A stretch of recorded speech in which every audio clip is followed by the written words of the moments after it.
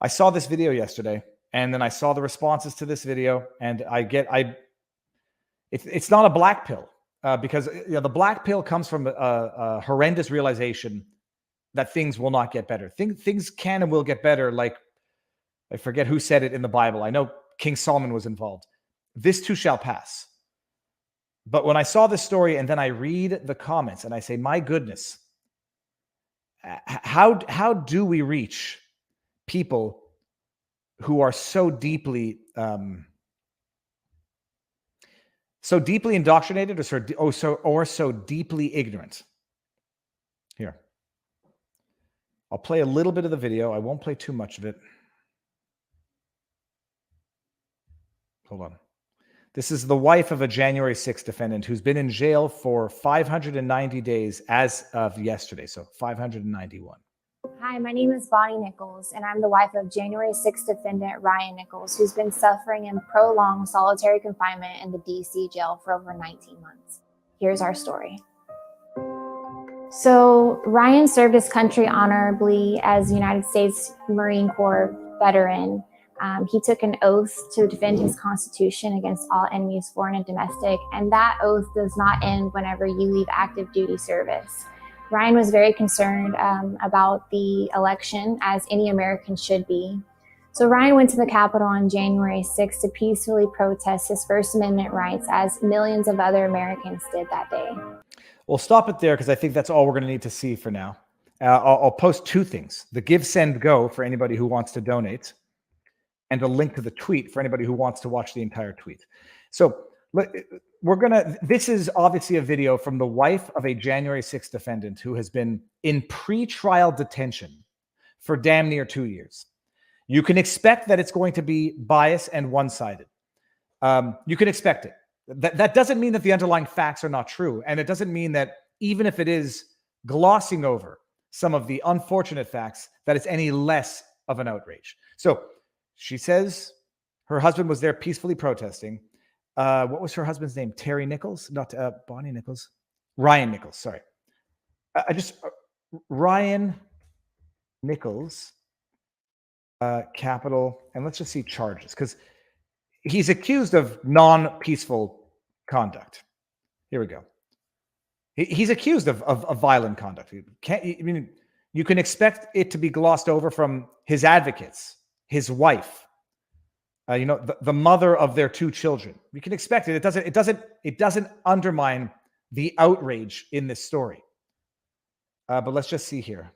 Video of Longview man accused of participating in riot at yada, yada, yada as evidence. Okay, that seems to be Ryan Nichols.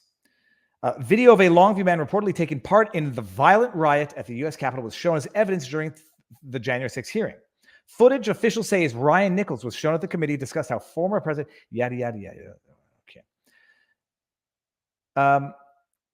Nichols, a former U.S. Marine, faces 5 felony and 3 misdemeanor charges for his alleged conduct. Prosecutors say Nichols assaulted officers and obstructed an official proceeding. So he's being accused of assaulting officers. For what it's worth, you have to appreciate that, and we'll see the charges in some of the responses to the tweets. Look, I don't want to say this is not a question of being black-pilled. This is a question of being red-pilled.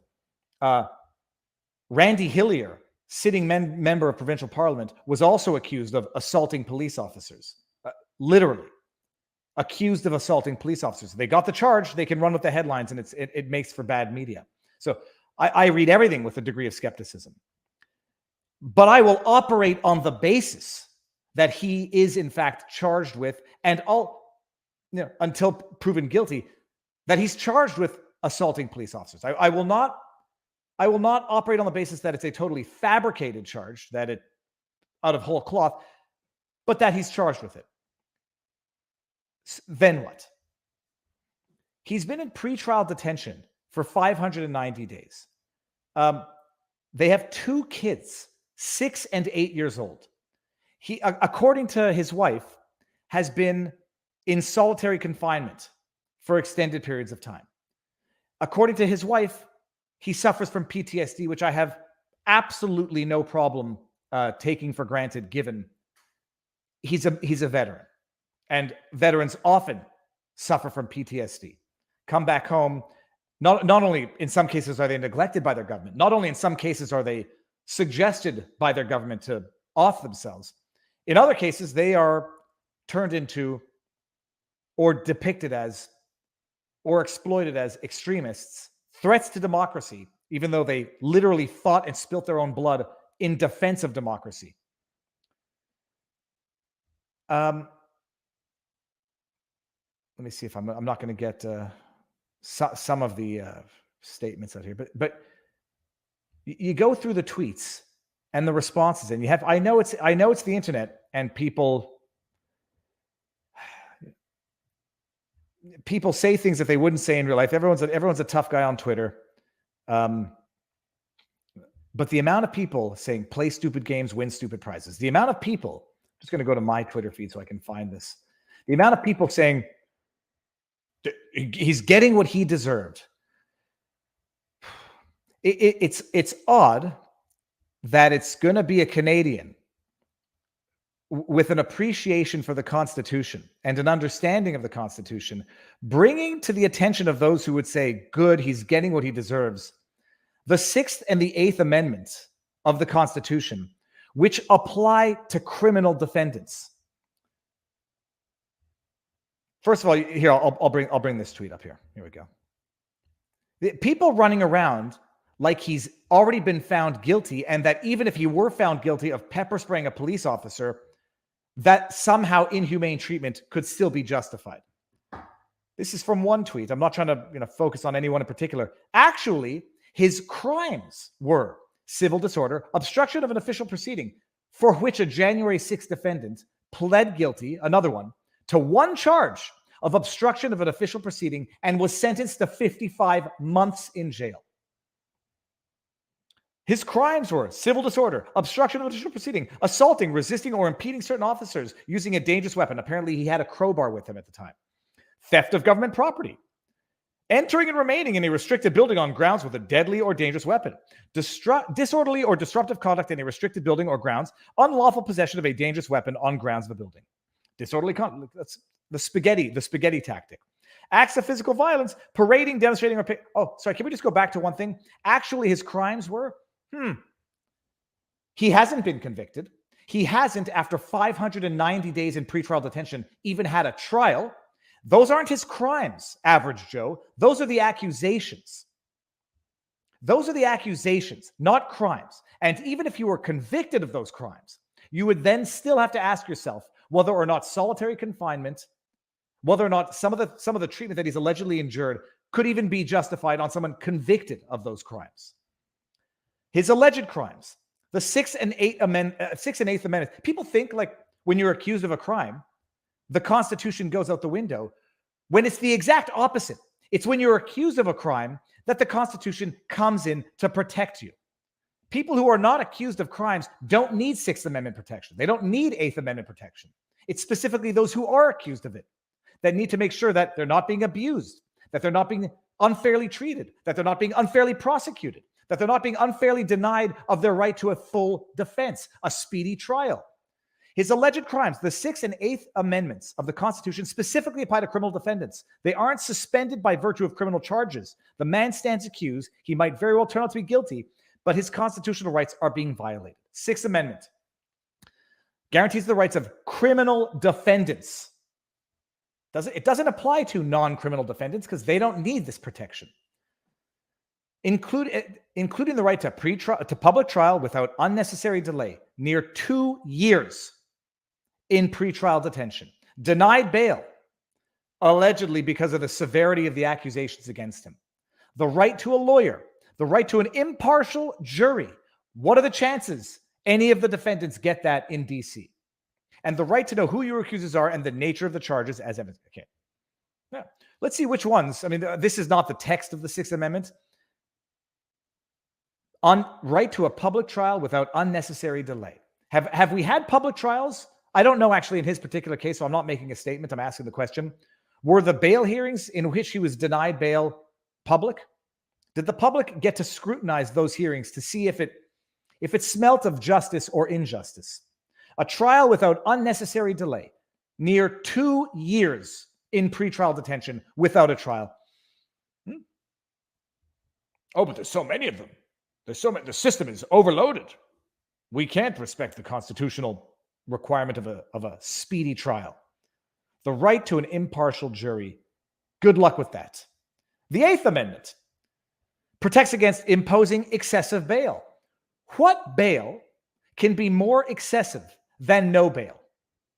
Excessive fines, cruel and unusual punishments. The wife said in her testimony, in her video, he had been restrained because he had been put on suicide watch. So he had been physically restrained, placed in solitary. He's been in detention, pretrial detention for 591 days. He's got 2 young kids growing up without a dad.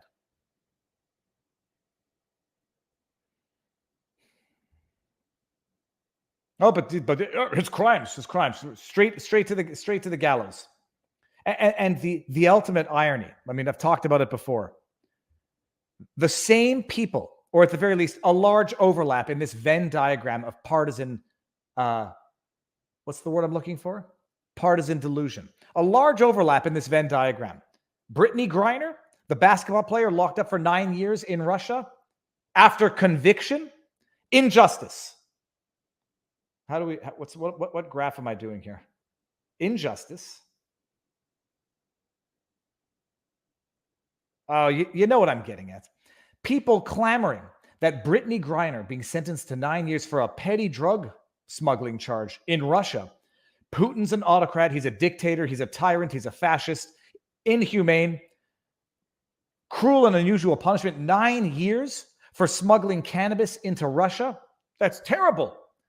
But a man who hasn't even been convicted yet in 2 years of pretrial detention for what might turn out to be a violent offense?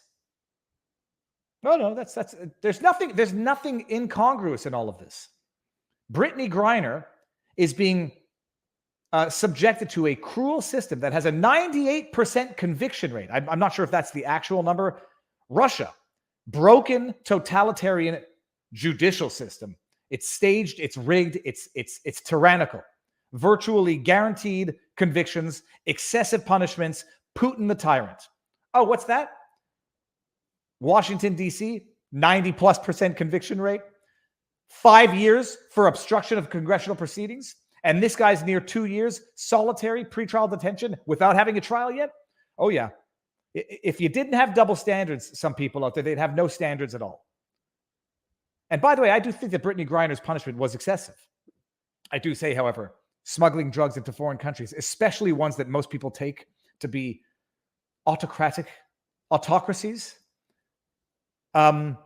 you're asking for big trouble. That's not to say play stupid games, win stupid prizes. You got what you deserved. Otto Warmbier, sentenced to 13 years hard labor in North Korea after a 1-hour trial for allegedly stealing government materials or whatever from a hotel. I don't even believe that he did what he's accused of doing. I think it's just all Banana Republic trumped up charges. But in a million years, I wouldn't go to North Korea. But when it happens here, just forget about it. When it happens here to your ideological political adversaries, he's getting play stupid games, win stupid prizes. But Brittany Griner got 9 years in Russia for smuggling drugs into Russia. What do you have to do to reach people like this? How do you reach them?